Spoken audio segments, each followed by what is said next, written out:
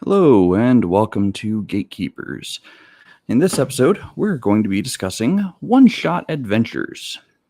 If you have not already done so, please consider subscribing to this channel or the channels linked here in the video description.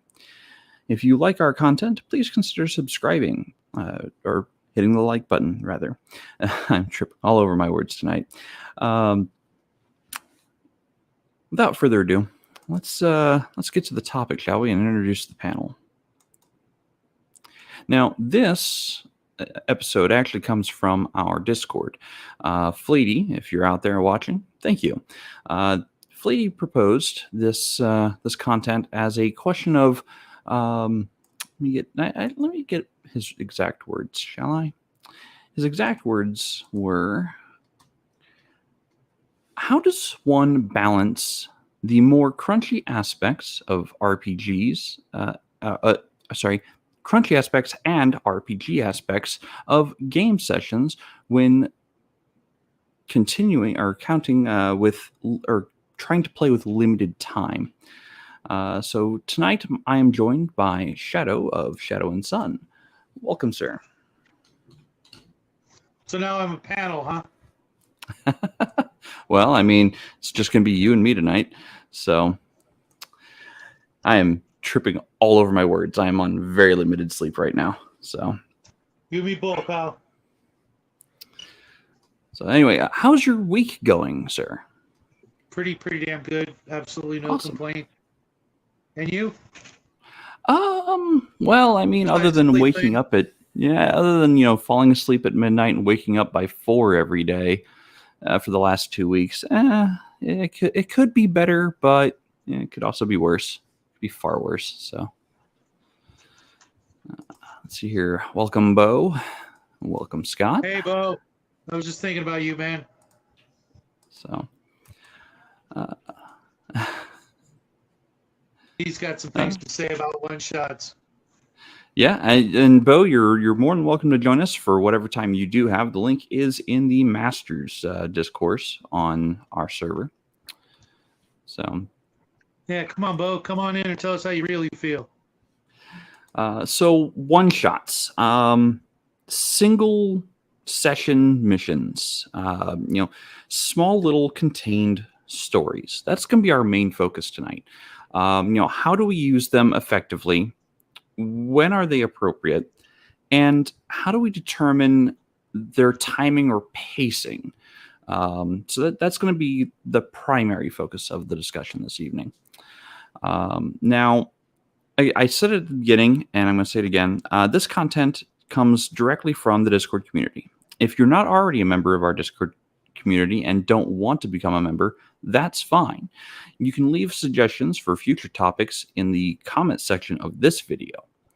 If you do want to become a member of our Discord and pose questions to the gatekeepers or discuss things in the community, the link to our Discord is also in the description below. So, oh hey, there's speak of the man, there he is. Hello, Bo. Welcome to the show. Oh, hold on a second. We're having technical difficulties. Hold on. Okay. I just got to adjust the lighting. I want everything to be just so. And there's a clear. Hold on a second. Turn that light on. Shadow. I was thinking about you too. There's this one GURPS 4th edition book I've been trying to get, and everybody thinks it's worth $80, but it's not worth $80. It's worth like $40. And so I've been watching all your videos on eBay rescues, and it just frustrates me that, I want this book, but it only costs like $35 new, and it sure as heck hasn't appreciated. And rare, rare does not mean valuable, right? Nobody else wants it. I'm the only person on the planet that wants this book. and I don't hate one-shots. What I hate is the overwhelming popularity of one-shots. That's fair. There's a significant difference there. Plus, there's this one YouTuber that we all know who plugs one-shots over everything else in the whole universe like they're God's gift to role-playing. I think I know who you're talking about. YouTuber or one-shots? What's that? The YouTuber or one-shots? Yes.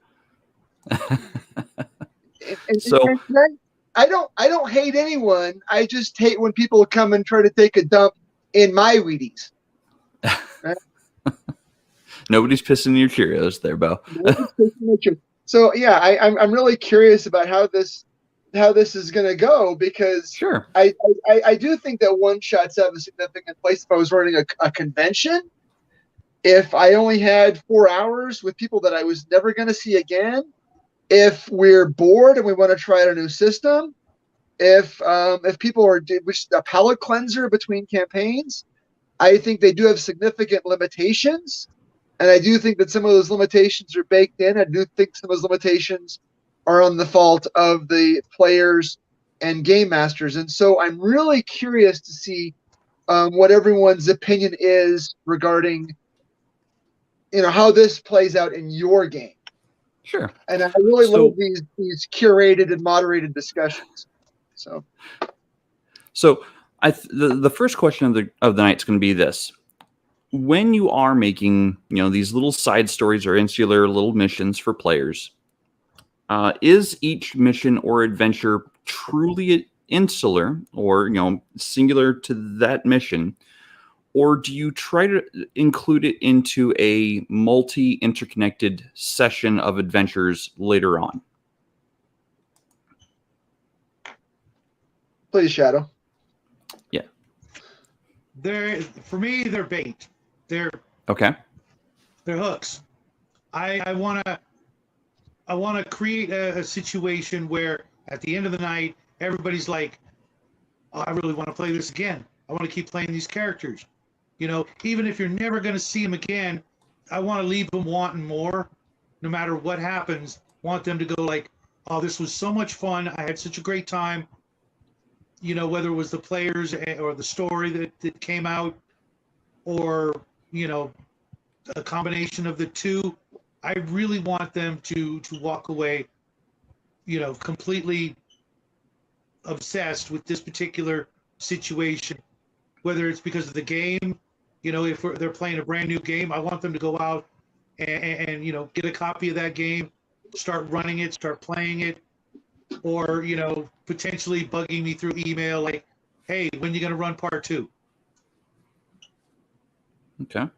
What about you, Bo?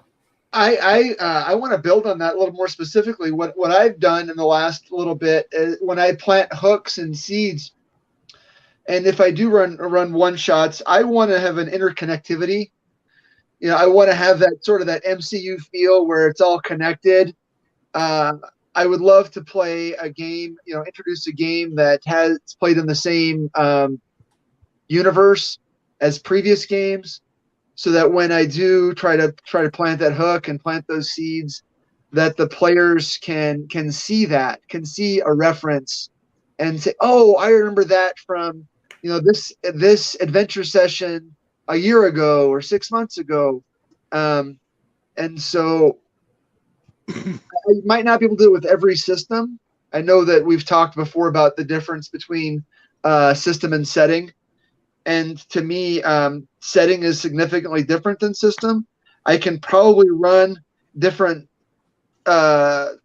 systems, different game systems in the same game universe without too much modification or forethought. But I would really love to have a game where, if we're playing, like I said, we're going to play Bronze Age Mesoamerica. We're going to play, Hyperborean barbarians, and catch a reference to an artifact or a religion or a bit of history or politics that's referenced in other games. And I think that sort of makes the one shot more relevant to the game group, especially if I'm playing with gamers that I've played with before. If I were playing it in an afternoon at a local game store or in an afternoon at a convention, I might not be so concerned with that kind of continuity. But I think that one of the problems that one-shots have is a lack of continuity. Maybe if you're playing a one-shot that's set in, in the world of Greyhawk, and you've played, 8 campaigns in the world of Greyhawk, then you have that continuity. But I think that it's something that a lot of players, a lot of game masters don't even think about. That's very fair. I'm actually on board with both of your ideas. Not to sound like an echo chamber, but I do sometimes include one shot or little side mission adventures in my primary game. As a hook to take the players off in a completely different direction. And the reason I do this, and you can even chime in on this, is sometimes my players get bored with the campaign, the like what they're doing, like just from one week to the next, they're like, hey, can we do something different? This is beginning to be monotonous. Can we pause the current story or the current mission to do something else, especially if there's like time between like certain events that are going to happen. Like that the trade caravan is going to be arriving next week and something has to happen with that.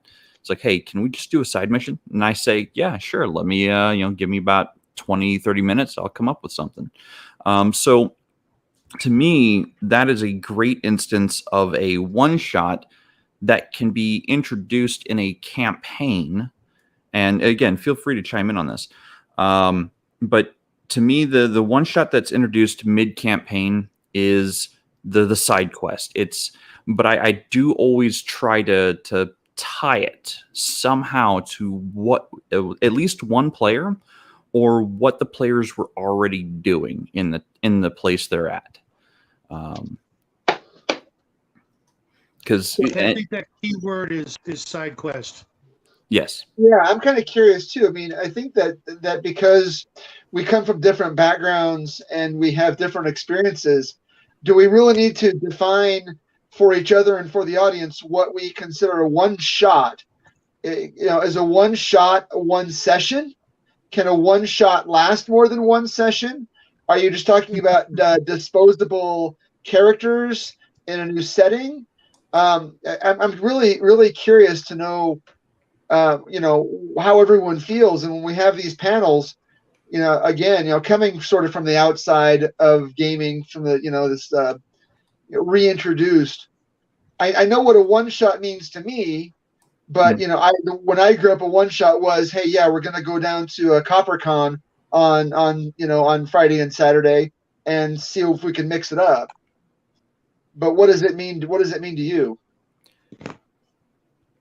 To me, a one-shot is typically an insular story. It is a self-contained story that doesn't really have bearing on the rest of what the players are doing. Whatever campaign the players are in, it doesn't have any bearing or weight or gravity to what they're already doing. A lot of people will call them side quests. But what is a side quest in reality? Side quest. Are you talking about the characters then? Are you going to take, if you've got, Joe Bag of Donuts, the barbarian, and his faithful squire, and, and are you taking them on down in a separate adventure? Are these all new characters? Does it matter?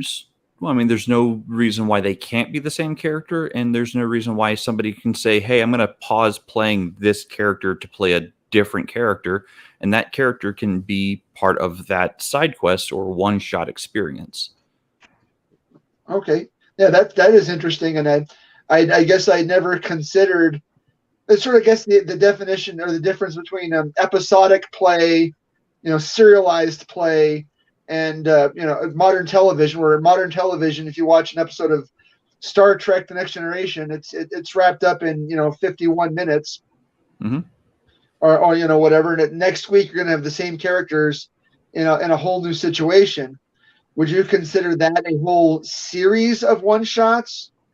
Actually, yes. I do actually consider the original series and Next Generation a series of one-shot adventures that do have an overarching and connected plot. But for the most part, many of the little side ones, the ones that don't have any bearing or gravity on the main arc itself, those are one-shots to me. Like there's no continuity. Right. Anything that has no continuity to the main arc, that's a one-shot.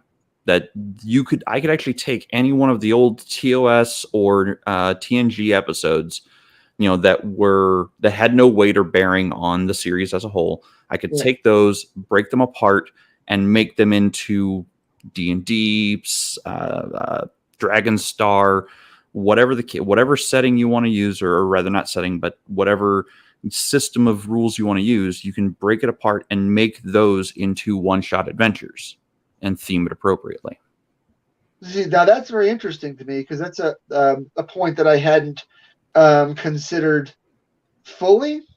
And I think that one of the things that always detracted me as a game master from wanting to run one shots is because number one, I want the setting to be so immersive that the players think about it from week to week, and I also want the setting and players and their characters to interact in such a way that allows for deep character development and a sort of meaningful change in characterization and character development from week to week that I find largely lacking. Again, if I'm going to run a new batch of characters, if we're only going to have 4 hours to see each other, 3 hours or 2 hours, whatever. But go ahead, Chad. Go ahead. Sorry. I pretty much. Yeah, that's the problem for me. I've been in a lot of one-shots over the last year, and nothing irritates me more than spending more time creating a character than playing the character. If I'm going to do that, my time and money is better off spent doing just about anything else. If I'm going to, especially, a new game or a kind of complicated game, there's a lot of games out there that are really good for one-shots. You can make your character in like 15 minutes. Okay, cool. We still got 3 hours, 45 minutes to go. But Sure. if I'm going to spend, 2 to 8 hours, Jaide, making a character for a 2-session, not even quite 4-hour game, that's not time well spent. Maybe I will learn whether or not I ever want to play the game again, but that only makes it worse if I'm never going to play the game again and I want to. For me, it's all about the characters. I want everybody to get as attached to these characters as possible. That's where the love of the hobby comes from, in my opinion, is the love of the characters. We grow attached to these characters pretty quickly. I mean, if you guys remember back in the day, you're playing with your friends, the first couple of times, you're like doing every crazy thing you can think of to not get dead. You know what I mean? And that's not just from not wanting to lose, because there was no real losing or winning back in the day. It was to keep playing, to be, still part of what's going on. And that's what I hope to, instill in the players, the desire to come back and play again, because they could just as easily go play a video game, watch a movie, play a board game, and get just as much entertainment out of it. Yeah. I'm going to agree with Flady on this one. Shadowrun and actually, was it Cyberpunk, are really great games for the one-shot or singular mission experience, in my opinion. Okay. Because you might have a runner, like a Cyberpunk or a Shadowrunner, who goes on missions, and their crew keeps changing from mission to mission.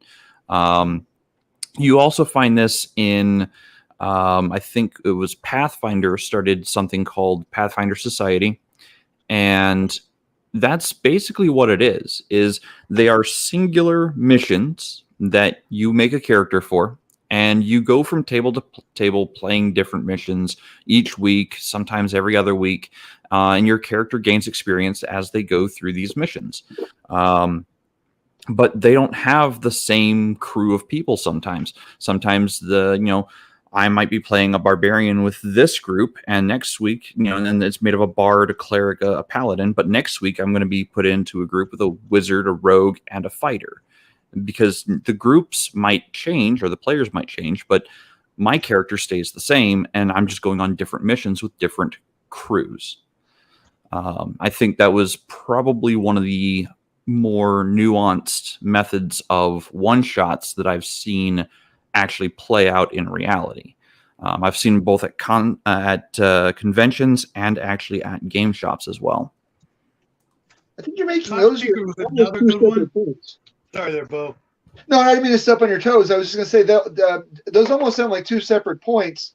One, now I lost my train of thought. The reason that Cyberpunk is so good for one shots is because combat is so freaking deadly. You get in one gunfight and you're rolling up a new character, because if you get shot in Cyberpunk, it matters.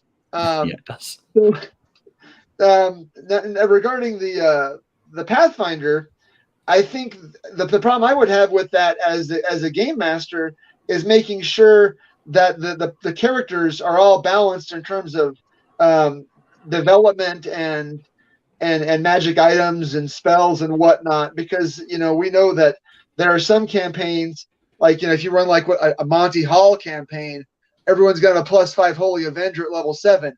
If you play in my campaign, you're like if you've got a +1 sword at level 7. Because I like, I like my magic weird and dangerous. So I think that would be balancing the characters to make 5 strangers sit down.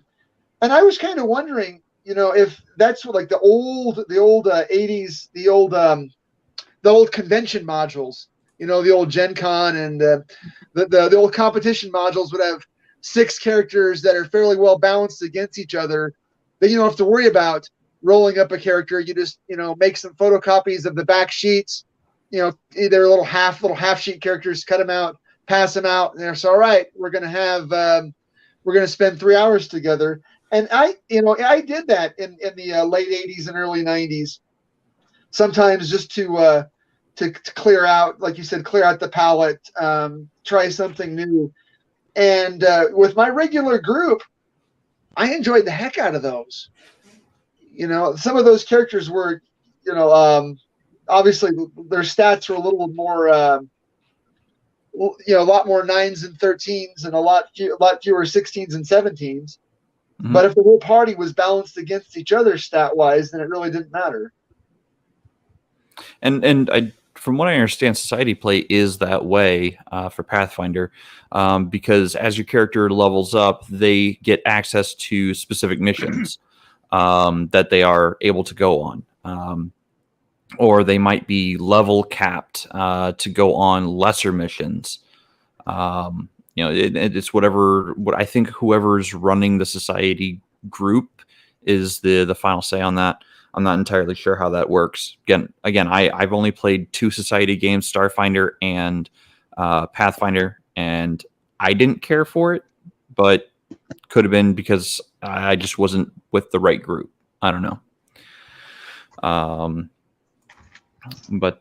So Fleety's specific question, he's actually got 2. He's got a primary and a follow-up. Fleety's original question that started this entire conversation or this entire topic was, how does one balance, this is what you were bringing up, Bo, how does one balance the more crunchy aspects and the RPG aspects of a game session when contending with a limited or a timed or limited amount of play?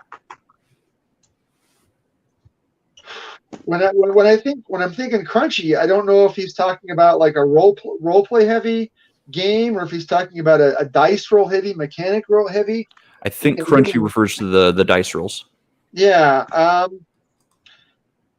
Well, in all of it, Shadow will say in the majority of my games, I try to keep things heavy on the mystery and heavy on the characterization and involvement, and lighter on the combat, I guess. And I guess you'd have to decide as a party and as a group, what's the most fun.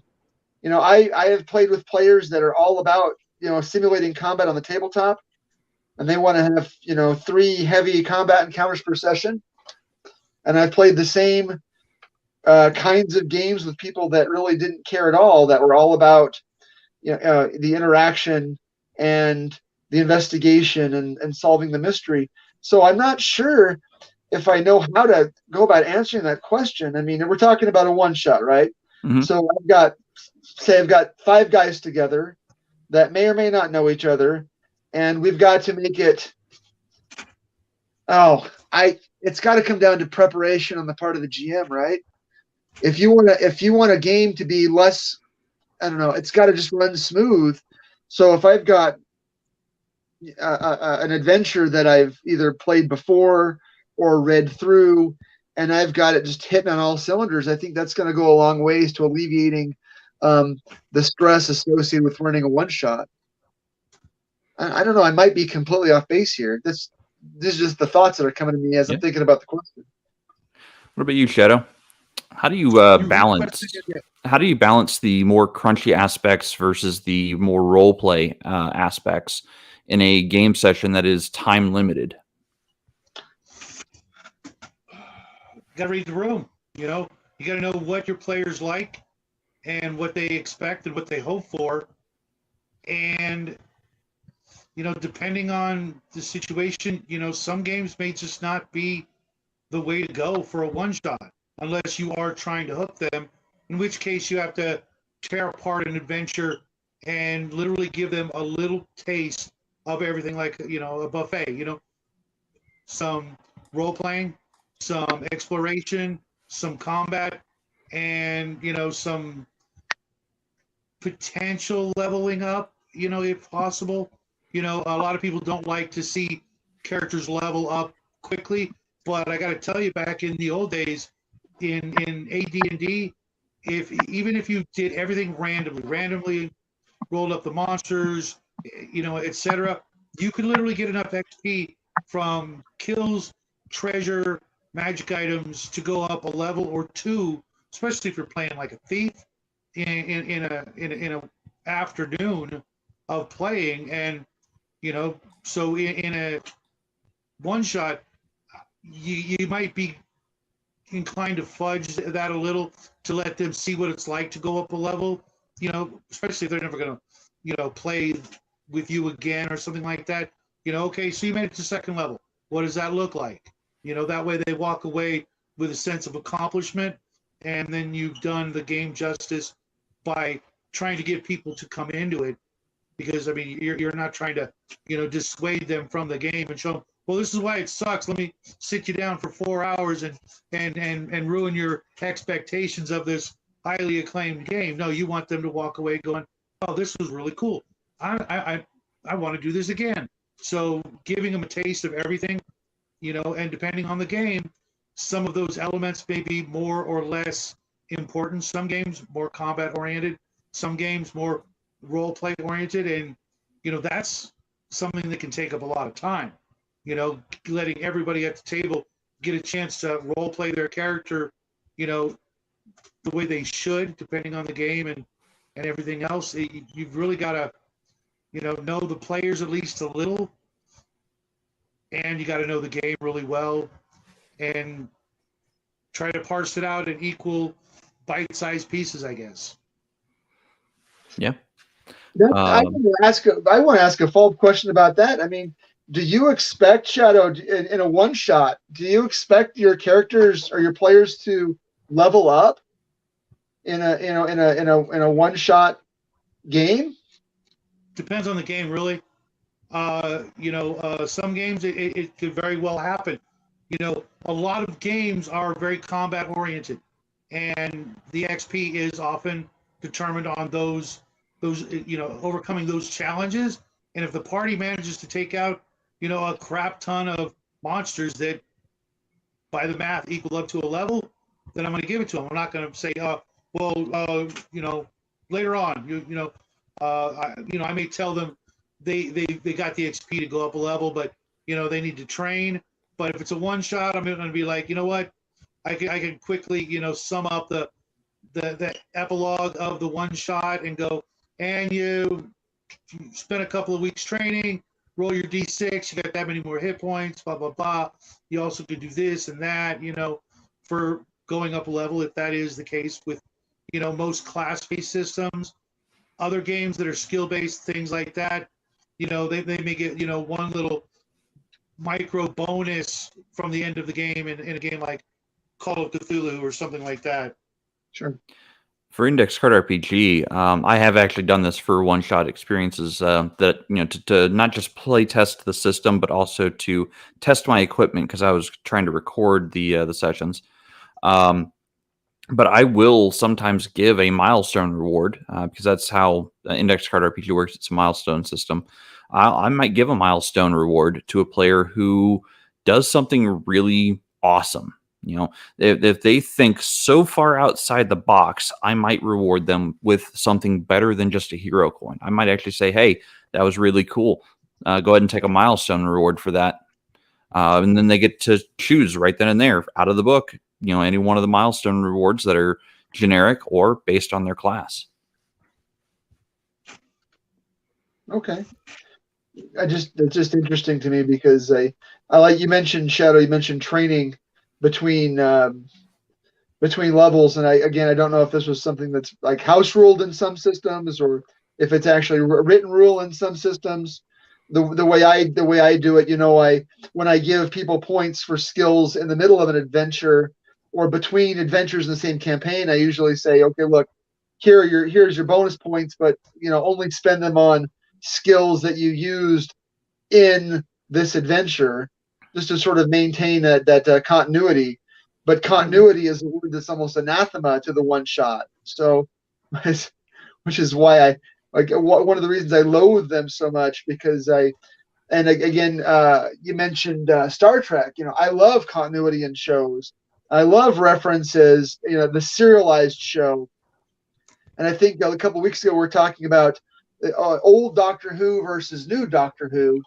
And old Doctor Who, during like the Baker era, for example, there might be 15 episodes in one serial. And if you missed episode 7, you got to jump into episode 9. Well, tough titty for you. Hopefully you'll catch it on a rerun.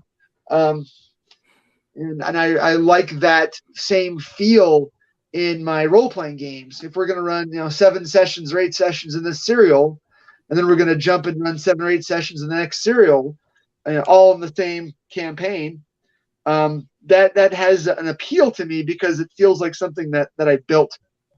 Feels like something that we all share. This common experience, and I know that. Although I don't know, I know some people don't like that. I can't figure out why some people don't like that, but maybe that's my brand of autism coming out, because I think it's pretty freaking awesome personally. And this is Flady's follow-up question to the first question, and this is: how can a game master combine one-shots into their long-running campaign, and while still keeping the adventure relevant to both the characters and the campaign itself? Careful planning. And that was actually my question at the beginning of this discussion. What is a one shot versus a campaign? And we talked about side missions. I would love to see, we have to get this thing, we have to meet this person, we have to go find the I don't know, the tome of the tome of Galloborium or something. I don't know. So we had to have a side mission this week to find that thing, to meet this ally, to make this contact. And it gives people a break, and it ties the adventure together. I'm thinking about, where I am right now in a game we're running, and I've got the people got the party, exploring. It's a dungeon crawler in space. And it could be a one shot in that respect. It could be a side quest. The players all have their own motivation for being in this dungeon crawl. They've all got different, and I'm trying to encourage that. I'm trying to encourage the players to develop their own characters' motivations. This guy wants a new spaceship. This guy wants treasure. This guy everybody wants different things. And how do you tie that back? Well, I guess it really depends on the counter question I would ask is, what's your campaign? Are you running a sandbox where nothing really matters? Are you going to end up, stuck inside a wormhole? Are you going to end up storming the castle that in the next duchy over? Are you going to fighting a dragon, or exploring the Hollow Earth, investigating cannibalistic apes? So yeah, there are 1,000 different motivations and 1,000 different plot hooks for role-playing games. And if your goal is just to jump from dungeon crawl to dungeon crawl, then I don't think it really matters. But if you're the game master and you're trying to develop a plot hook where it's the Capulets, the Montagues, and one of your party is the Princess of Verona, and the other is other party member is the prince from the next duchy who's trying to woo her. Well, now we got a game. And now that one shot in between adventures is a big deal. So where you stand depends on where you sit, right? But you, Shadow? Can you repeat the question, just so I don't? Yeah. How can game masters combine one shots into their long running campaign while still keeping the adventure relevant to both the characters and the campaign itself? Clear. Careful planning. Again, paying attention to what the players want, and if player X wants something, well, maybe put it over here in this other game. You know what I mean? Especially if it's like like a holy sword or something that's obvious for a certain kind of player. Find their weak spot. What are they lusting after? In one form or another. Well, you put it over there. Oh, you want to go over there now? Oh, big surprise. Well, we happen to have a seat for you. Come on down. We're playing on Thursday nights, and, bring your character, and it'll be just fine. And we've gotten quite a few people in here, so I'm going to say hi, or I'm going to give a shout out to some of these. Six Nations, 31 Kings, welcome to the show. Mar Hawkman has joined us, as well as Flady. The Crafting Gamer snuck in here about 7:53 in the evening, so welcome. DTG, what's happening, man? And also 28 millimeter was also in our chat earlier. So welcome everyone. We chased them off. Dang it, that's me. I'm telling you, man, it's that face for radio and voice for print that gets them every time. So for me, including a one shot in a campaign can be a great jumping off point. At the end of one mission or one long arc, it can be the beginning of a new arc to discover what that new arc is going to be or what it's going to entail. It can be a good jump off point. It can also get players from point A to point B. It can be the travel mission, to deliver these goods to so and so place. Go down the mountain with this load of silver and this this band of donkey handlers. They'll get you to your next destination. I had to say it because Bruce just popped in. Hey, Bruce. So, but you go with that group, and you protect the silver trade on down the mountain. That's a one-shot experience, and then you start your next mission at the next city, and that might take you 4, 5, 8 sessions later, into the game, into the rest of the campaign. So for me, you're right. It is good. It is a lot of planning on the game master's part, but it's also, doing something slightly different just to move the scene from where the players are now to where they need to go next, or where the next major thing is going to happen and develop that needs the player's attention. Evil rises in the east. Well, the players are currently in the west. How do I get them there? And then I can, seed that one-shot adventure with a bunch of little hooks to get them moving in other directions as well. So, let's see. Bo, I don't want to run over on your time. How much time do you have left? Well, I've got to leave anytime. I've got a class at 7:30, but I was just. I really enjoy these moderated discussions, and I think it provides a lot of opportunity for us to develop as game masters because I mean I learned a lot just sitting. I mean, you talked about the using the one shot as a vehicle, and I know that's an idea that at least developed with me just over the course of the last 40 minutes, and it's something that I'm going to consider very closely, assuming I still have as soon as I still have a game this week, right, Shadow? Why wouldn't you? Eventually, people are going to mute me. I've got a topic for a future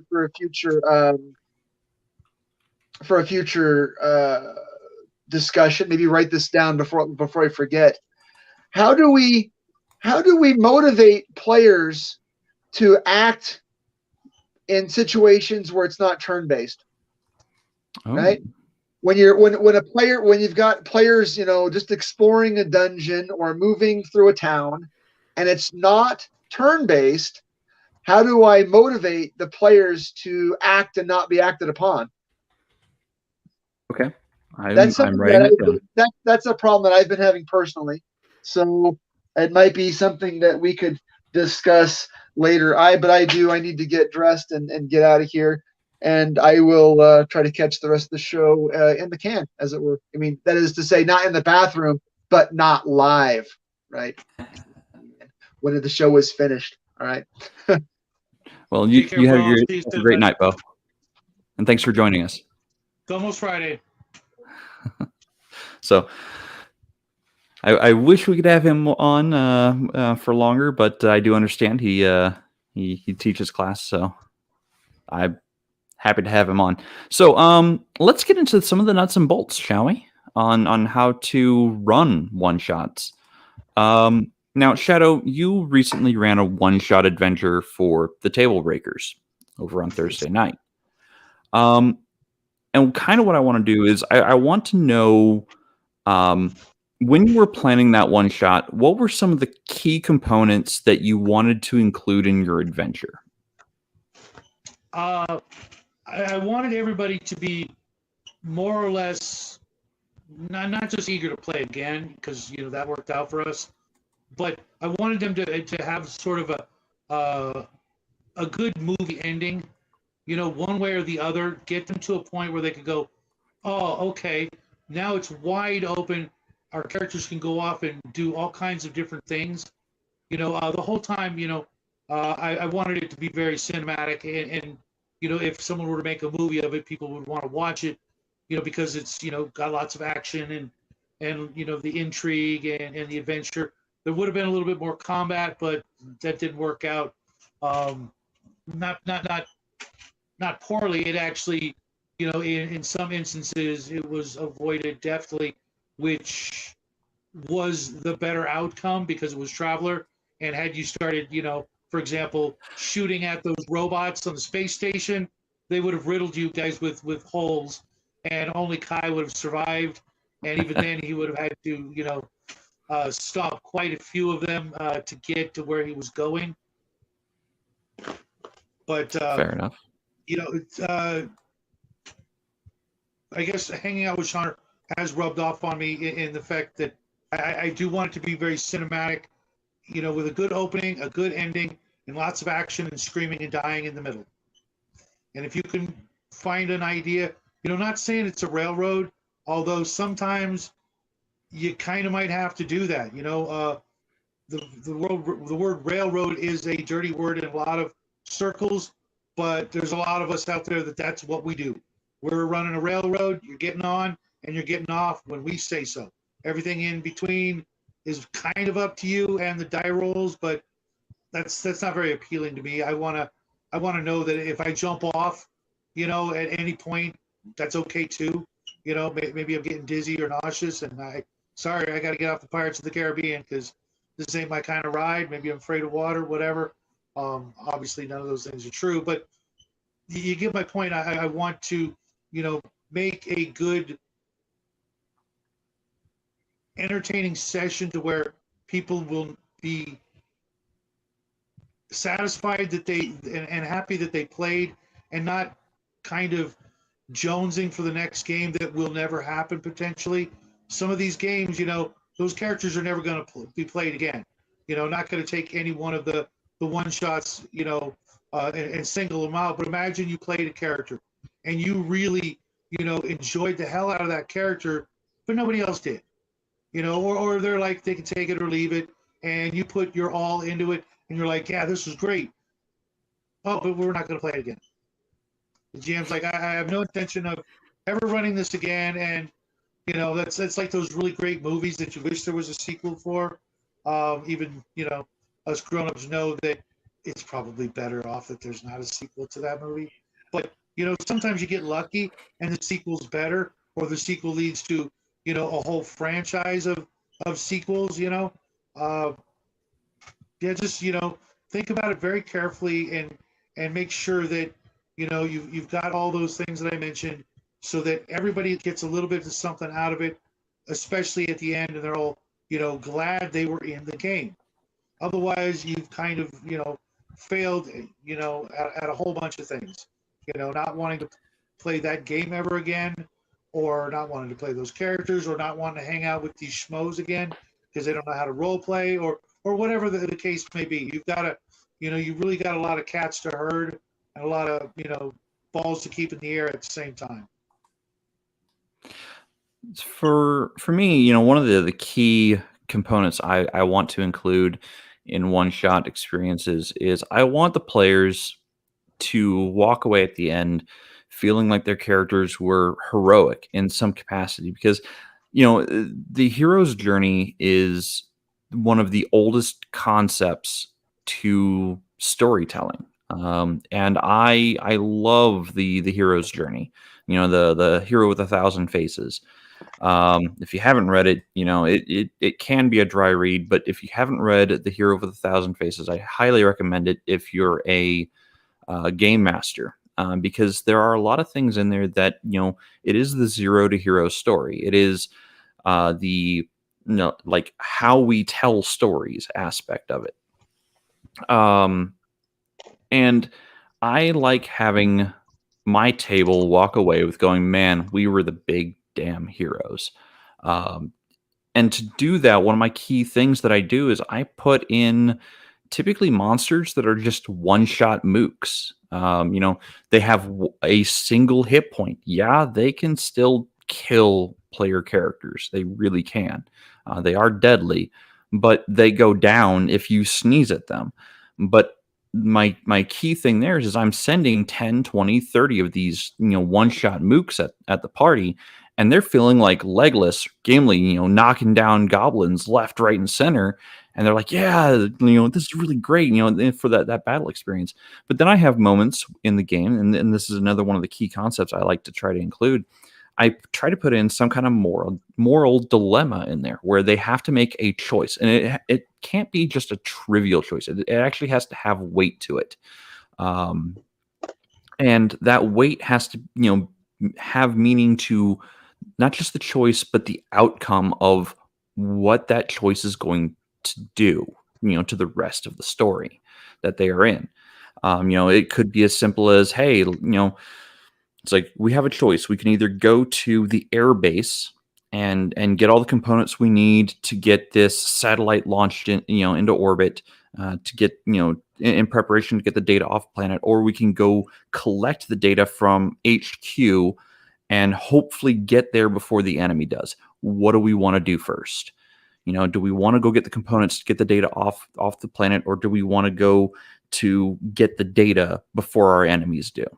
And that's a choice they have to make. And the dilemma there is, if they don't get the data in time, their entire mission is done. They've failed. But if they don't get the data off planet in time, well, again, their mission has failed because they were not able to get the data to their fleet before the fleet had to flee.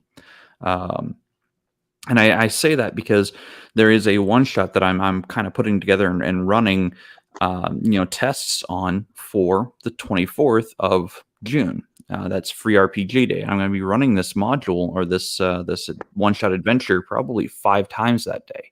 So I'm trying to master, these concepts in this one shot before it happens. And I keep going over the bullet notes. I, keep preparing like all the material I can to basically make it run smooth for my players.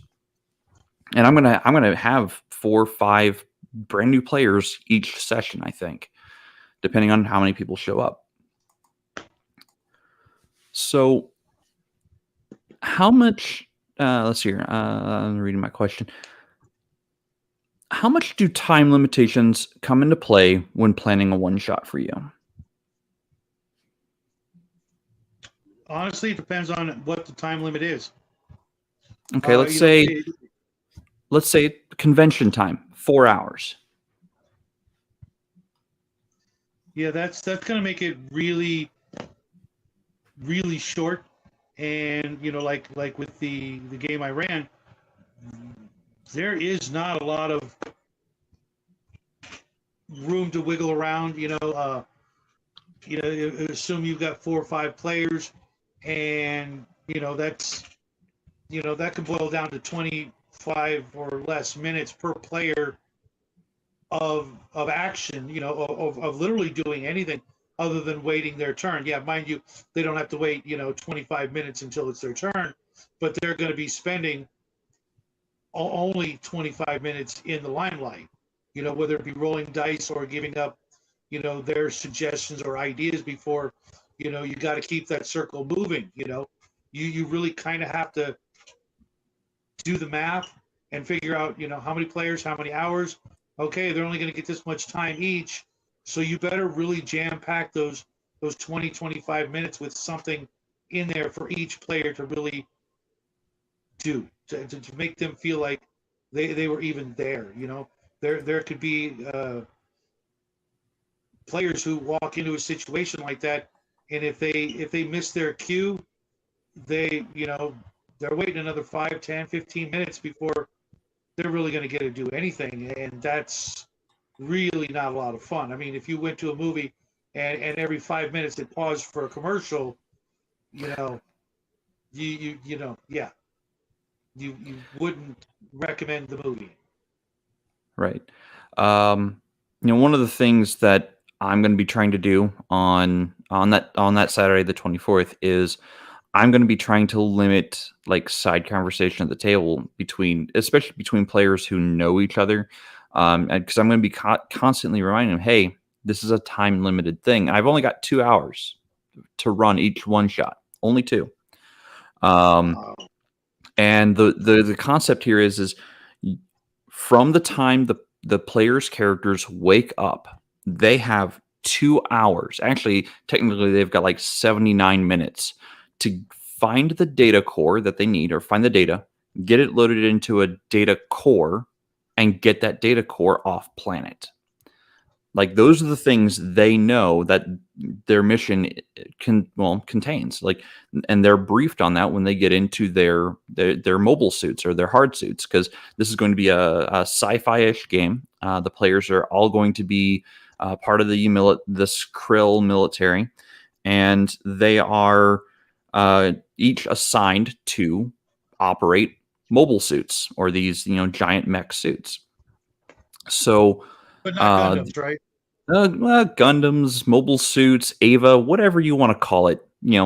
Whatever fantasy robot genre you want to fantasize that character being in. That's what it is. At its core. So the players have 2 hours to find the data, find a method of getting it off planet, and then get it off planet before the planet explodes. Like that is the mission that they are given, and they know that from the time they wake up, in their cryopod. So my focus, because I only have 2 hours to run them through this story, my focus is going to be, constantly reminding them, hey, time's ticking away. The more side conversation you have, the less time you have to complete it. Some of these combats, if you get into a combat, it could be a knockdown drag out. Especially if the dice rolls aren't going your way. Plan for that. There might be a boss fight. There might be one of the enemy generals might come down in his hard suit to combat you, to stop you from getting that data that is desperately needed by your fleet off planet. So, my focus, again, like I said, is keep the conversations to the non-game conversations to a minimum, but also constantly reminding the players what their goals are and reminding them that they have a time limit. But I also am going to be trying to keep it in player turn order. Now, with Index Card RPG, turn order is starting at the game master's left and going around, in clockwise order. Everybody gets a turn in turn order. Now, Bo had said something about, when not in turn order, how do you get your players to act rather than be acted upon? And that is going to be a conversation for another night. But I'm going to say keep it in turn order. Get what everybody's doing. Right. Let's see here. I'm going to go through chat real quick, but I'm going to get the next question queued up while I go through chat. So, do your one shots ever become more dungeon crawl or more role play focused? Like, where do you like your one shots to exist? Like more like focused on a dungeon or focused on actual role play? Again, it's really not so much up to me. I feel it's up to the players. Otherwise I'm railroading them. I'll come up with something that is based on what the players and their characters like. Say Jim over here, he always plays a chaotic neutral roguish type of guy. Well, I need to find some stuff that's going to interest that guy. Then I got my friend, Bob, who's always playing a ranger, chaotic good, but always doing the rangerly type stuff. Then I've got my other friend who's always a magic user. I got to find something, some common thread that will, link everybody together with a common goal, but that still allows them to, to get their, their licks in, so to speak. They get to, do what they're good at. You take your basic 4 food groups: your fighter, your cleric, your thief, and your magic user. You've got to have things to fight. You've got to have, probably some undead. So make some of those things to fight a mix of undead and things that, even a thief can take out. Skeletons. Okay, cool. What's the magic user going to do? Well, if you're doing, there's going to be some combat. Well, there should be some sort of, mystical problem that needs figuring out, as well as some opportunities to cast their spells. Knowing what spells the magic user can memorize and cast that day is helpful. If he's got a sleep spell, well, then you're going to definitely throw some monsters in there that are, geared to be put to sleep, so to speak.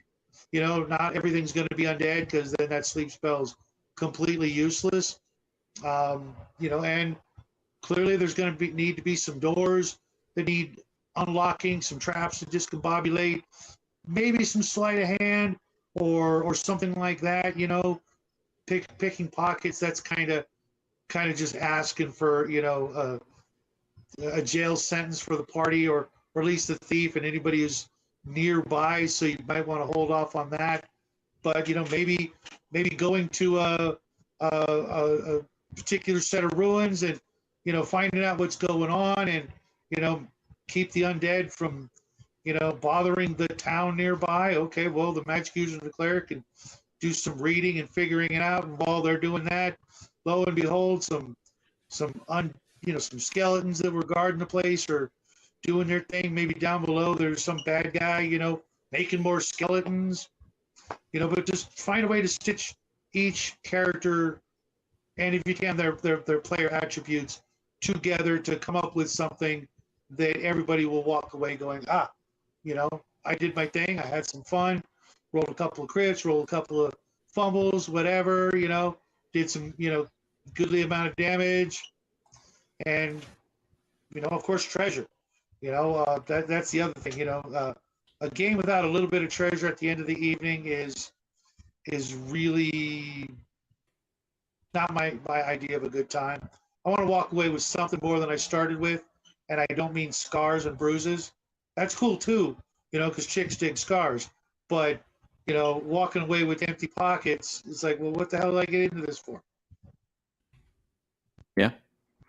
Um, when I'm planning out one-shot adventures, I'm probably more focused on the dungeon crawl aspect. The more board gamey aspect of it. Mostly because I am running it for people who are brand new to either the game system itself or brand new to me as a game master, and or I'm running it at like a convention setting. Such as Free RPG Day. I'm going to be running this one shot adventure, and I don't expect anybody to want to come back for the next mission, because this is technically this one shot is actually a two shot, and the second half of the adventure is not focused on the characters that start the one shot, the first one shot, but that is part one, and then part two is the people who collect the data, assuming the players were successful in getting the data off planet, but the people who collect the data and what they do with it on the next part of the mission. So there are multiple ways you could actually take some of these one shots, whether they succeed or fail. But again, I'm going to run probably a little more board game-esque, crunchy dungeon crawl, more so than role play heavy puzzle figuring out. Let's see here. I'm just going through chat real quick. Multi Go sell Gunman. yourself short there, Jade. I've been in your games. People new to you will probably see what we see and be like, yeah, I'm definitely on board. What are you doing? When can I be in another one of your games? I have had people say that before. Like, hey, this was really awesome. Hey, I want to, brother, want more. where you been? How come we didn't get any pictures while you were on vacation? Uh, or were they the kind of pictures you can't send over the internet? Well, I think I know where Connell was, the cigar DM. I think he was out on a fighting field somewhere, slinging some foam around. So, not a lot of cameras out there, except for maybe people's cell phones. But, Mm-hmm. but we'll see on maybe Facebook if he posts on Facebook. So, now this is going to get into your personal experiences with one shots. So hit me with whatever you got.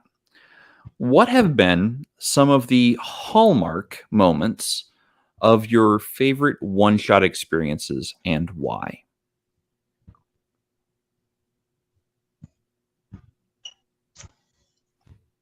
One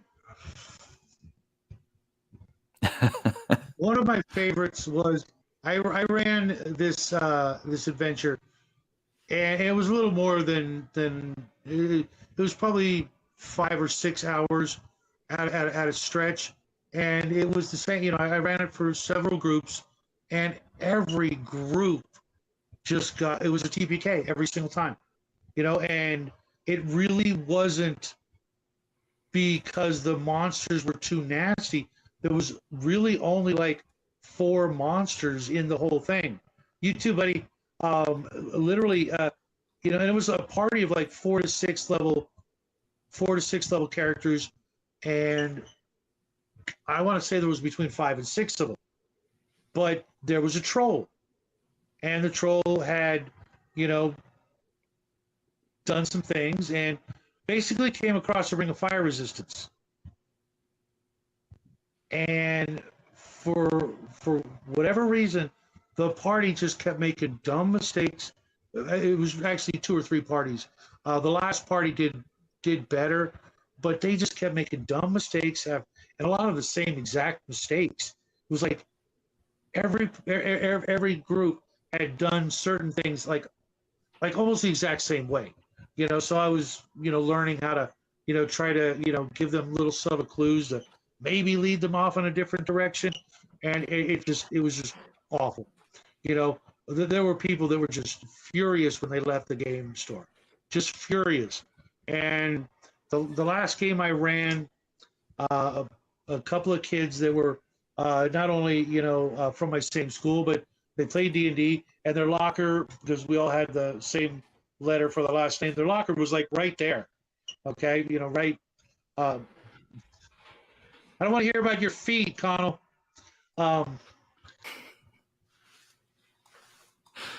And one of the guys, even though his character died and the game was over and the store was shutting down for the night, came up to me and said, that was one of the best games I ever been in. I'm like, but you died. He's like, yeah, but you seem like you really knew what you were doing, and I've been running the same adventure a couple times, and I was and I've been working at the store for a couple of years, DMing for people our age now, so I kind of had to learn pretty quick, to be able to deal with a bunch of grouchy, smelly old hippies. And it really made my night, because he unlike so many of the other players, took it like a man, and appreciated what actually happened, even though I slaughtered probably 15 out of 18 characters over the course of a weekend. So yeah, sometimes you'll find that one, sometimes it's literally 1 in 20 players that gets it, and that's that makes it all worthwhile. So for me, I recently ran a index card RPG one shot. I think it was actually last year, and my players, were all brand new. It was only like their second game, maybe third game of index card RPG, and so they're still exploring the powers, still trying to figure out what some of the different type combinations and bioform combinations are, as well as spells. And one of the players is like, hey, I don't know how useful this is going to be, but I'm going to take this door spell. I'm like, okay, that's cool. And they were, going through this dungeon-esque ruins, and they were working out the clues. They were working out the riddle that I had posed to them, because the riddle had gave them clues as to how to navigate the dungeon if they put their minds to it. They failed in some parts. They succeeded in others. But when they got to the final scene of the dungeon, or of the mission, they were confronted against a thing that was as close to a god as their characters were ever going to come to. And the players are like, how are we going to survive this? Like, are we going to survive this? They were all braced for a TPK. One of the players was like, hey, I'm going to start using the environment. I'm going to collapse this cavern in upon us and this thing in hopes of burying it, killing it, whatever the case might be. Drop the rocks on it. I'm like, okay, that's cool. Go, make your attacks. Let's see what kind of effect you have on the environment. And then this other player's like, hey guys, like, I like that idea. Let's continue that. But I have a way for us to get out. Get to me. So everyone grouped up on that player, and that player's like, door, because the door would take them to any place they'd already been once before, any distance. So they opened a door to town, and as the cave was collapsing in upon itself, a rock speared the enemy, because that's how the players had set up the environmental collapse. They're like, hey, I'm gonna keep chipping away until that rock falls where we need it to fall. I'm like, okay. So, they got out through ingenuity. And that to me was probably the best moment of the game. Was everyone was cheering at the end of it. It's like, I don't know how we survived that, but that was amazing. And that's the kind of experience I want to recreate at every table. Whether or not it's a one shot, whether or not it's an ongoing campaign, that is the experience that I like having players have. If my players are cheering at the end of a session and they're like, man, that was amazing. What are we doing next week? Like that right there, I've got them hook, line, and sinker. They won't leave my table. Now, granted, I haven't put that table back together recently because life takes over, does its thing. Play when you can, Kicks you in but the real life ass. always. Yeah, well, I mean, yeah, life likes to kick people in the groin, but real life always comes first. Always take care of real life things. Game will be there when it happens. But as far as a hallmark for me as a player, I was in a one shot at Gen Con back in, I think it was 2018, and believe it or not, my wife and I are, we're pretty big into Harry Potter. We've got the books, we've watched the films. I've listened to the books. They're great for they have entertainment value. Despite all the nonsense on social media, I don't care about any of that. I don't let social media dictate my life. So beyond that, I sat down to play a one-shot experience of Harry Potter 5 years after Voldemort's death. Sitting there in that moment, I'm like, this, and everyone was kind of new to this method. And it was a 5e clone, basically. It wasn't truly 5e. And it played really, really well. Now, it played over the course of 4 hours. And to me, the hallmark moment was, there were moments in there that I'm like, oh, they're trying to force me to think outside the box. Like the answer is here physically at the table, not actually just in the game. Because what they had done is they had these like little bamboo skewers like on the table. And you were supposed to grab one as your wand. And you're only able to cast magic so long as you have the skewer in your hand to do magic. Okay, cool. Kind of a little wonky, it's trying to get used to that concept, but whatever. The moment came when, because we were told at the very beginning, like a foreshadowing thing about having to sacrifice power to gain understanding or gain access to something. So I'm like, oh, this is that moment. And then this, the dawning on me at that moment, like, oh, we've only got like 30 minutes left for this session and we're stuck. Everyone was just not knowing what to do. I'm like, oh, I get it. And I took the bamboo skewer and I snapped it in half. And the game master kind of looked at me like, you've just opened the door. I'm like, okay, that right there. I'm like, oh, I get it. That was awesome. So having props at the table, to me also, as long as those props have something to do with part of the game, part of the mission at hand, I think that can also be really great for one-shot experiences, especially at conventions. So that was my big aha. I'm probably going to start including mini props like that at my tables when I run one-shot experiences. Especially if you get to walk away with it. And if you're going to do that, all you got to do, make one-stop shopping. Go to your local Dollar Tree.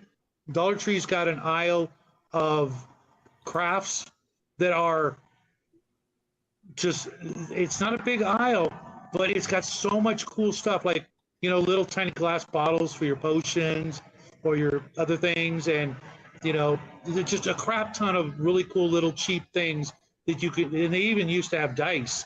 Believe it or not, they had sets of, RPG dice for $1, but they you can't find them anymore because apparently nothing but gamers work for Dollar Tree.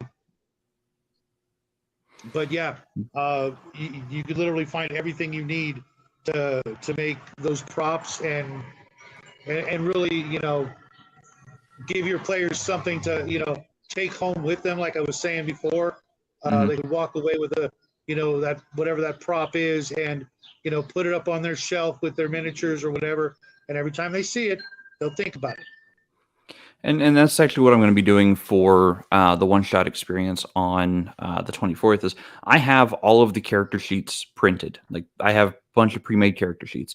If someone insists that they want to have their own character sheet, or their own character, that's fine. But I'm going to say, hey, I want you to build that before you come to my table to play. Like you're going to be in group 2, and you'll bring that character in for group 2. But they're also going to be able to take home, not just the one shot character, but also the one shot's power armor, or the hard suit character sheet as well. So they'll be able to take that home as well. And that's kind of a thing. If you have props like that at a table for running a one shot, that's going to make people go, hey, that was a really interesting game, especially if they're brand new to a new game engine or new game system. They might go, hey, that was really awesome. Where can I get that game setting, or that game rule set? And then that sparks to them going, oh, now I want to get into that setting or that system, and they just keep wanting to do more, play more.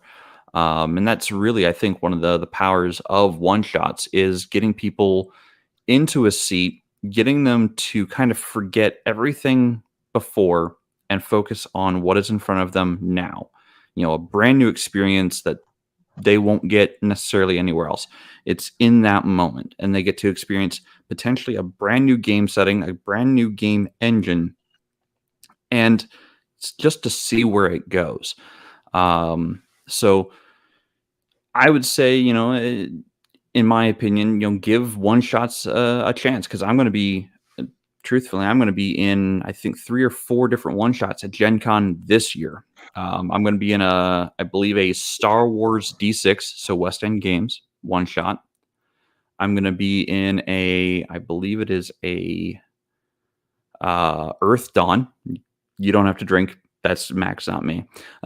So I'm gonna be in an Earth Dawn one shot, I believe, and then I can't remember what the third and fourth one. I'd have to look, but that is another way of playing new games that are not strictly the flagship. I'm not going to. I don't want to play the flagship game anymore. I've played it for 20 plus years. I want to play other games. And one shots, I think, are one of the best ways to do that, to experience them. So I'm actually, believe it or not, and this is why I'm rambling, out of questions for the evening. Like, I know we've only gone for an hour and a quarter, but does anybody out there in YouTube land have questions about one shots that they would like, to pose to us? We're open for questions. So, any for you, Shadow? Any final thoughts on one shots? If you get the opportunity and it's a game you've been curious about, by all means jump in. They're sometimes that's the best way to test out the game. And there's going to be a lot of conventions over the summertime. A really good time to go to conventions, in my opinion, is when the weather is really nice and you can get out, and provided you've got the hotel and everything, or it's local, you can really try out a lot of different games, and obviously do all the other things that you do at conventions. I wish I could get to a convention right now, because there's a bunch of them that I'd really love to be in right now, but it's just not going to happen this summer. But at the very least, go check out the websites for the conventions, and see what's being played. See if there are games that you would be interested in playing at least once to get an idea. You never know what it'll lead to. I some of the games in my collection, I played at previous cons and decided, what, this is going to be in my collection. This was a good, solid game. I'm gonna, go out and go to my local store or whatever back in the day and find a copy of it, and try to bring it to my table. And that's another thing I don't think we really talked about, was was, as GMs, we can get burnt out on the game we're playing. And sometimes for us, what we need is a new game, to run, to get the players into it, especially if it's a game, you've been interested in for a while. And, it's like, hey, you know what? I need a break from this while I, come up with some ideas. But in the meantime, hey, boom, got a game here. We can play for, in lieu of the upcoming session. Let's give it a try, and if you guys like it, then we'll find a way to work it into the rotation. So Bruce has a question. What is, and he is doing this at me, but it could be for both of us. What is the best one shot you ever played? Now, as he did address it at me, I'll start. The best one shot game I have ever played. Man, I don't know if it counts, but I played in a game. This was over 20 years ago. I played in a game that kind of got me going in the hobby. Like it was the truly like first or second game I had ever played of role playing games, and I played a character that didn't survive, and I was playing a concept that just didn't work, and that was fine. But the experience of the play, I think it was like something Trouble at Suncoast or something like that. It had fiendish Lakatha. I remember we had to deal with this like huge trash heap, and go exploring in the trash heap to battle out the Lakatha. But the most profound impact on me as a player was just the impact of my actions having meaning in the game, as well as having meaning on the players around me. And it's truly one of the things that got me going and got me into it. So I'd have to say that was probably the best one shot I ever played, because like I said, the character didn't survive it and I wanted more. Like I wasn't done. Even though the character died, I wanted more. So that to me is probably the best one shot. And the person who is running that one shot is my buddy Reese, the guy who got me into all of this. So he did an excellent job with it. It was a module. I do remember that. I think it was a 3.0 module. Might have been 3.5. But yeah, that was probably the single best to me. So what about you, Shadow? I played, I've mostly been a Dungeon Master. And up until this last year and a couple of months, I rarely got to play at all. But I was in a game this year with Rick from 28mm RPG. If you're not subbed to him, what are you doing with your life? Go check him out. He was just here in the chat earlier. And he ran me, just him and I, on his channel through what was ostensibly a one-shot, but then it turned into more. But it was just him and I. He wanted to see what kind of a role player I was, how I could handle their style of role playing, and it was all on me. Everything. I was there was an NPC, which Rick played very well. It's a great character, but everything was on me. I had to do everything by myself, kind of. You know what I mean? When push came to shove, it was, he was putting it on my shoulders, like, you're gonna figure it out or you're gonna die. So I got the whole, mind you, it was only a 2-hour-ish experience, but I learned a lot about the way they play, and it really was it was obviously a lot of fun, but it really, I got the whole, the GM's, that being Rick, his undivided attention for the whole game. And in an hour and a half, let's call it an hour, 45 minutes. We got more accomplished than I've seen in hundreds, if not thousands, of other games, because it was a one-on-one. And sometimes that too can qualify as a one shot.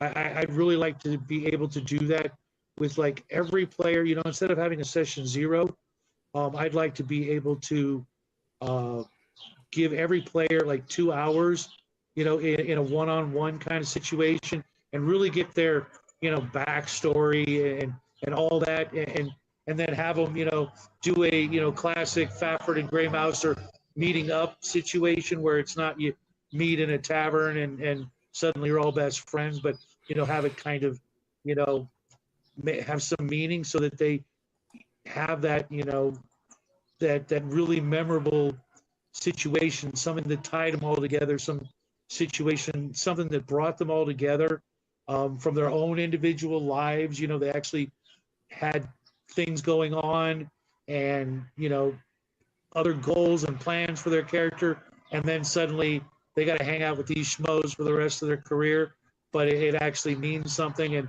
it develops the friendship and the camaraderie that should exist with every group of players at a table. So yeah,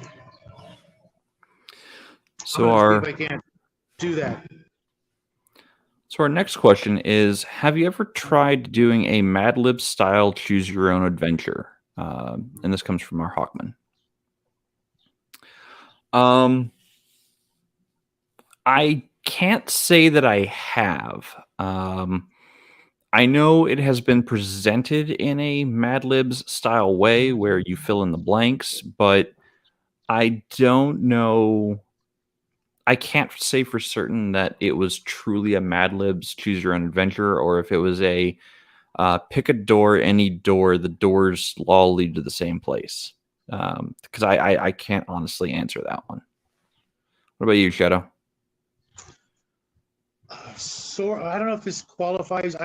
I've run the Monty Hall Dungeon. It's an actual module that came out a long time ago, probably very, very hard to get. It was just absolutely, goofy. But I'd love to see a game like this through Venture Satanis's Chult. I think that is like the perfect engine and the perfect everything, setting and style to, if you want to do something, and maybe it's April Fool's Day, or you guys are just need a total break, and to get like the comedy out of your system, when you've got a bunch of players that are just, spending more time, cracking jokes than actually playing.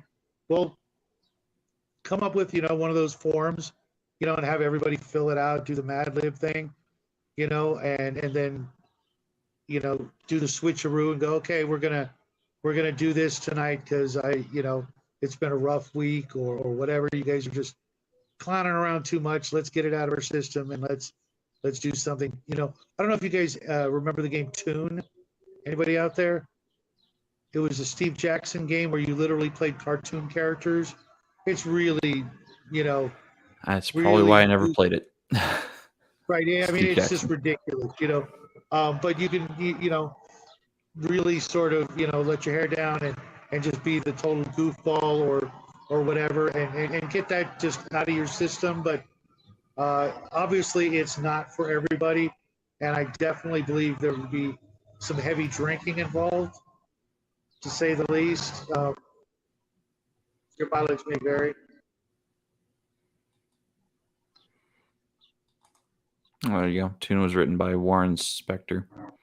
Okay. But wasn't it a Steve Jackson game? You got me. I don't know.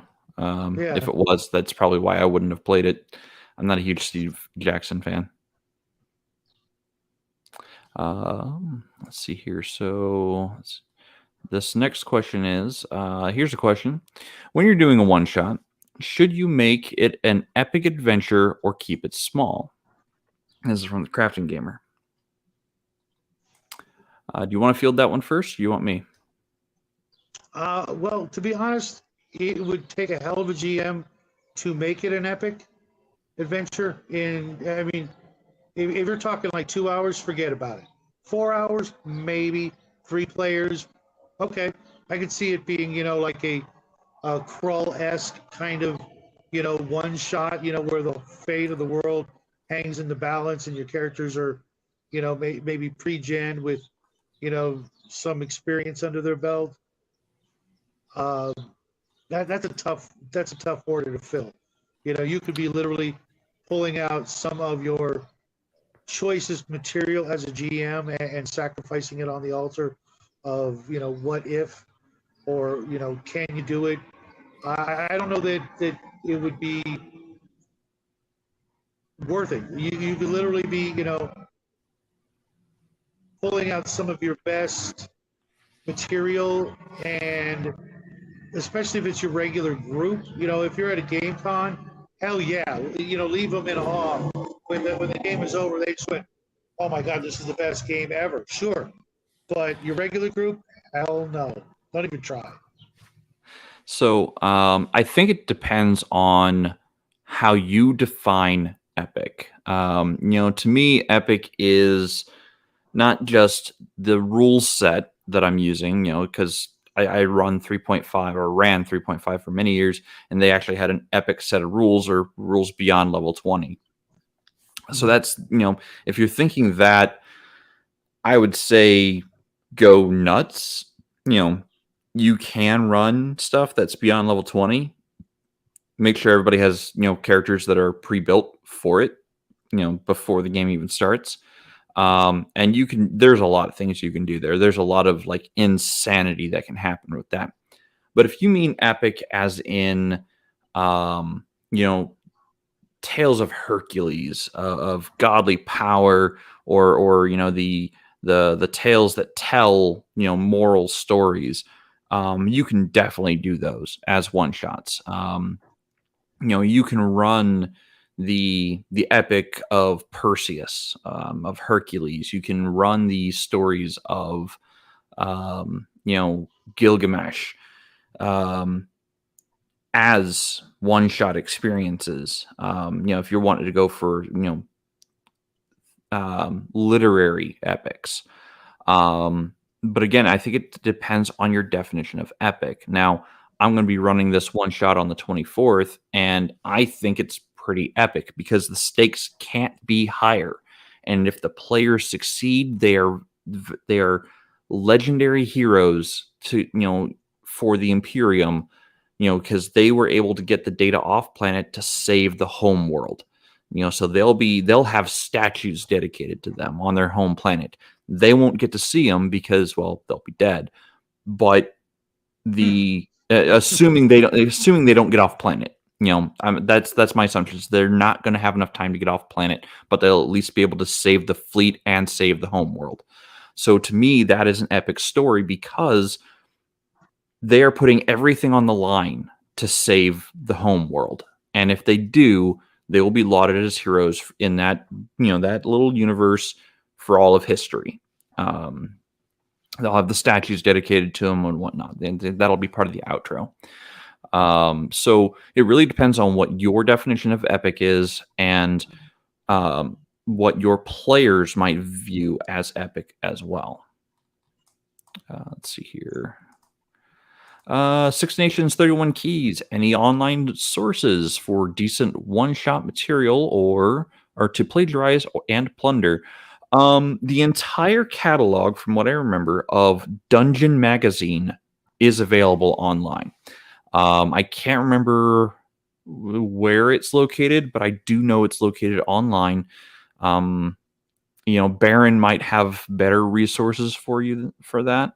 If you know him, Barron G-Rock over at Barron G-Rock on YouTube. And I know you were also saying not as in Yar or the High Seas, but there are some, places like Giant in the Playground forums. You could probably go there and find a lot of really great one-shot experiences or one-shot material. Some of the other resources I might suggest is old television series. Go to some of those old TV shows from the 1960s through 80s. The ones that didn't have a lot of gravity to one consistent storyline, but a bunch of little storylines.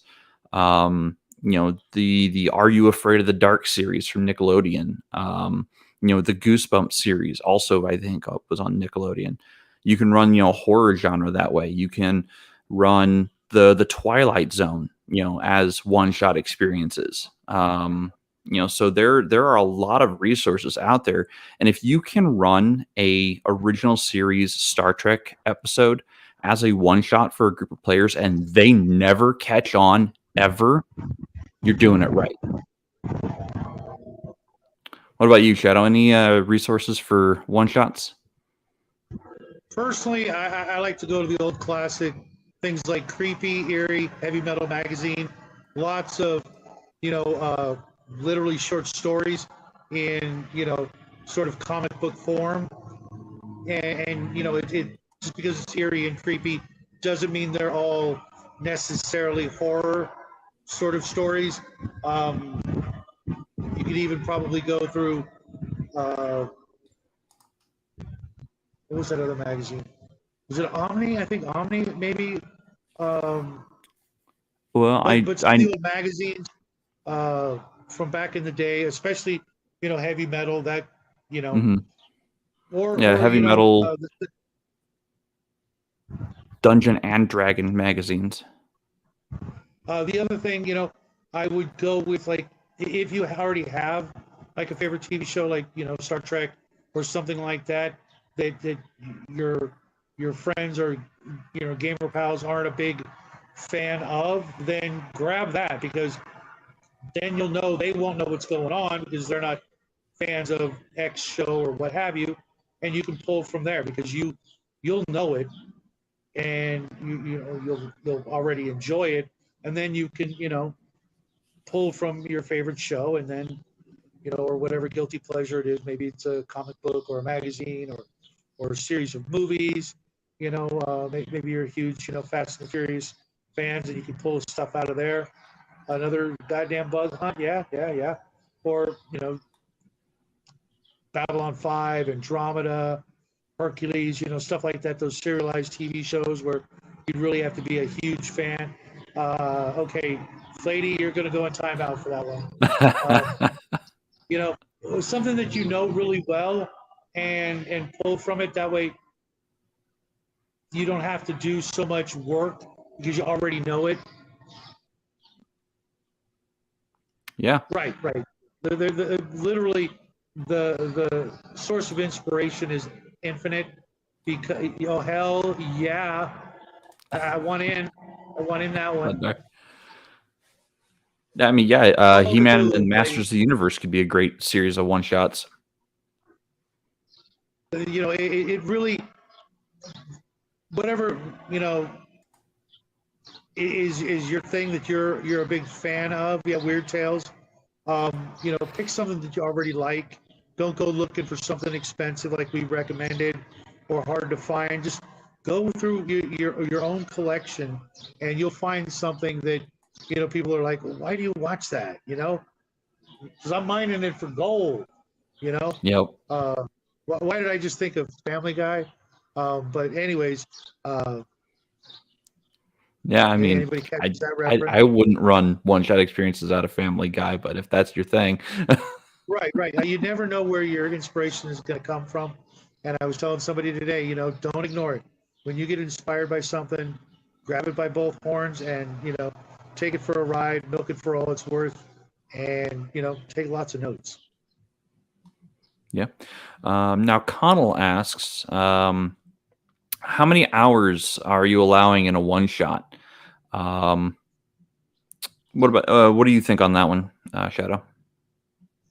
The more the merrier. The more you limit it, 2 hours, you might as well just go to a movie and wait till you can get around to something better.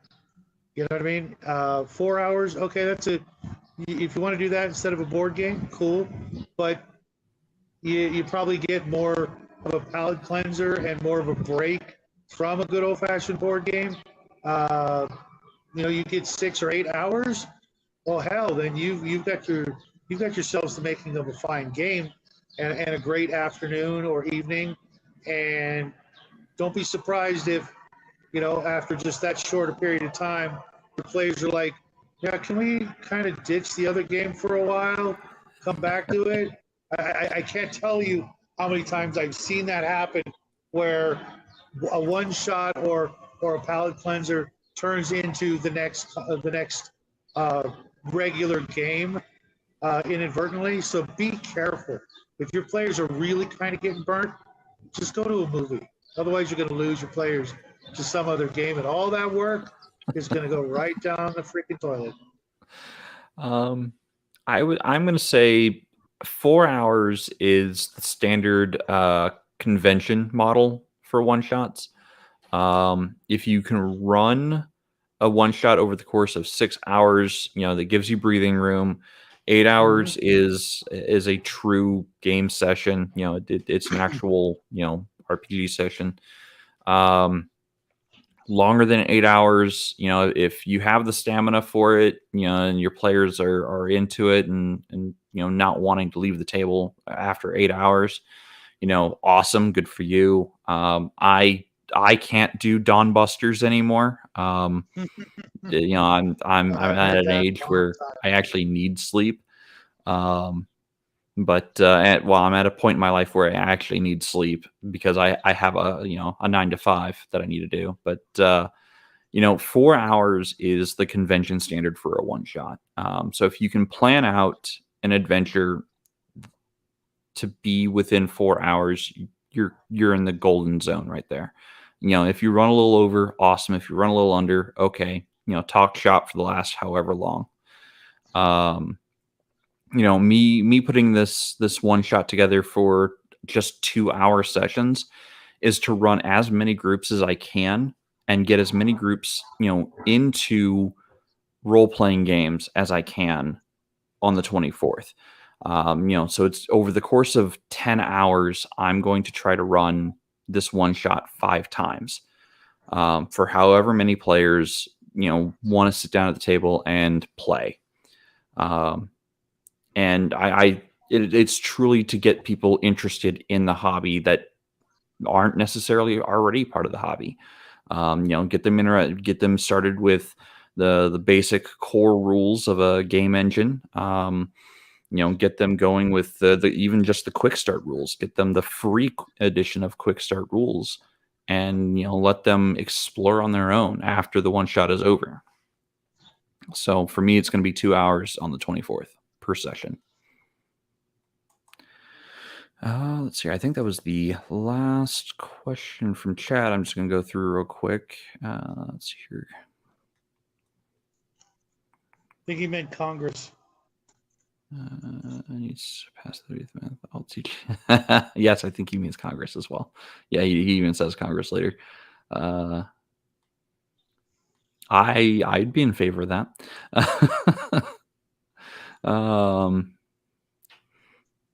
But setting up so it can be continued, assuming the players survive.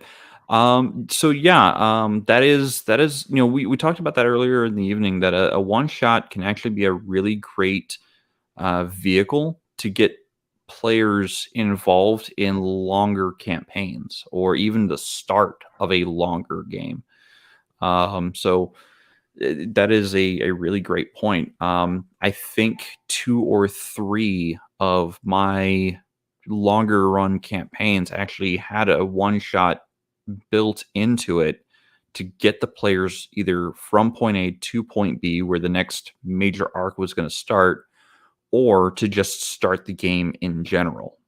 I think I do remember using, I can't remember what the details of it were because it was made up on the spot. I only had 2 hours to prepare, so I prepared a one shot, and it ended up being a 5-year long game.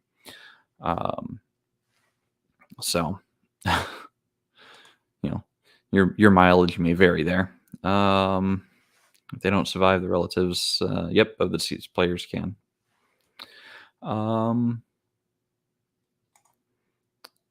So we're at 1 hour and 45 minutes. You've been watching Gatekeepers here at the tavern. I think I'm gonna go ahead and wrap it up here. If I've been talking about it all night. If you're not already aware, Free RPG Day is June 24th. It's coming up in just 2 weeks. I myself will be running material at a local game shop near me. It's going to be in Peoria Heights, Couches and Kings. If you are in my area, feel free to come out and play some games. I do believe there's going to be a Vampire the Masquerade, the newest 5th edition rule set, is going to be there. Someone's going to be running that material. You also can get a hold of some one-shot modules from Free RPG Day there. So come out and find your own local game store. The link to Free RPG Day is in the description of this video. You can find your own local game stores that might be running it, and get out there and have a great time. Shadow, what do you have coming up this week? Smooth sailing. I got a game tomorrow night. I will be doing a Shadow Chat Saturday night, and I'll be in another game, Rick's game from 28mm RPG on Sunday night. But and I've got 2 games Sunday actually.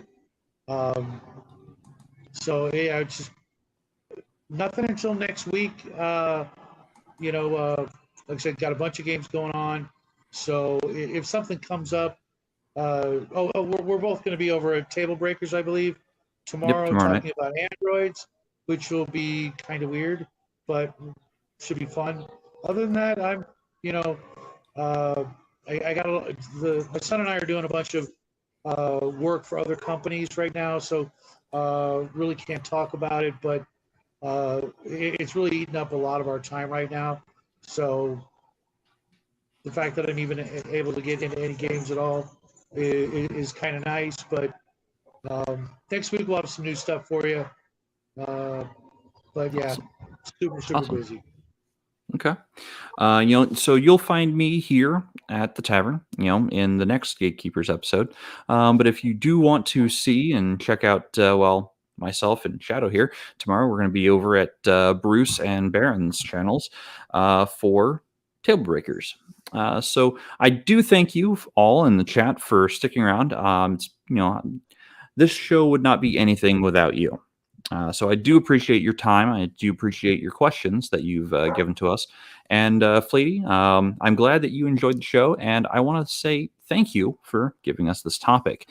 If you have topics for the Gatekeepers for future shows, you can go to our Discord. Link is in the description, and leave a comment in the suggestions area. Otherwise, you can also leave a comment here on this video, and I will try to read it and make sure to add it to our topics. Now, Bo did give us a topic that I'm going to give a think, but there are other topics in our list that we're going to discuss post-show. So thank you, everyone, again. This is, been a great evening and discussion on one-shots. So have a great night, everyone. Happy trails.